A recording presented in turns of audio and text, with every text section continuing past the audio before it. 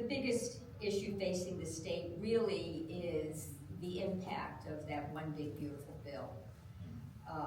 The language in the bill is pretty draconian if you're looking at safety net programs.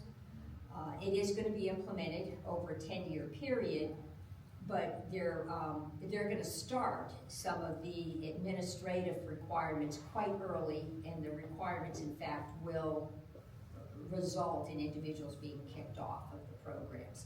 Like SNAP, we're going to have to meet a very high, we're going to have to meet an error rate. Right now, the state's error rate is above the national average, but it's a challenge because if individuals don't give us correct information, which they sometimes don't when they're applying for these programs. Not that it's intentional. They may not have all their paperwork, or they don't know the exact answer to everything, and one little mistake is going to be counted as an error, and it will cost the state considerable money. But more importantly, is individuals are going to feel very traumatized coming in and applying for those programs with the kinds of drilling we're going to have to ask, and some of them are just not going to come. We have our unemployment's growing, and not just federal employees, but contractors who've already done the work for the federal government haven't yet been paid, and they've laid off employees, and those employees are now calling us. And folks who have been laid off don't have insurance. So it's quite a big impact, and people are feeling it, and that was and in large part that was a message that was sent in the election we had on Tuesday. And I know there was a question submitted prior to this where it sort of asked about financial resources for furloughed employees. And Maryland has a temporary, or it's a no-interest loan program for furloughed employees or terminated federal civil servants, where it's I think a maximum of $700. But I would encourage you, whether you are directly impacted or whether your neighbors or your family are, to think about unemployment compensation for furloughed employees as a no-interest loan, because for furloughed employees, you get those weekly benefits.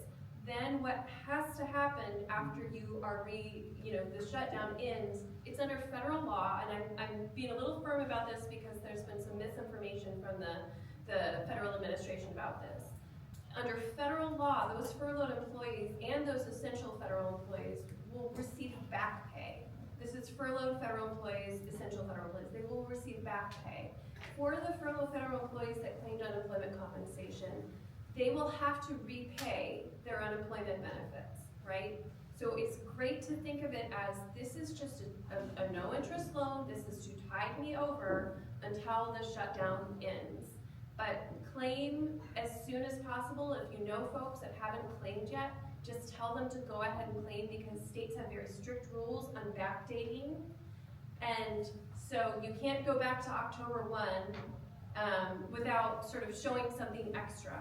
Right. So make that claim as soon as possible. Whether it's Virginia, DC, Maryland, I checked today, each state has a great website to walk through the process and the requirements. And so the thing that I will say for furloughed employees is that it's a snooze, you lose situation. Unemployment starts when you file the claim. It doesn't start when the government shutdown began. So the message is file right away. Do not wait.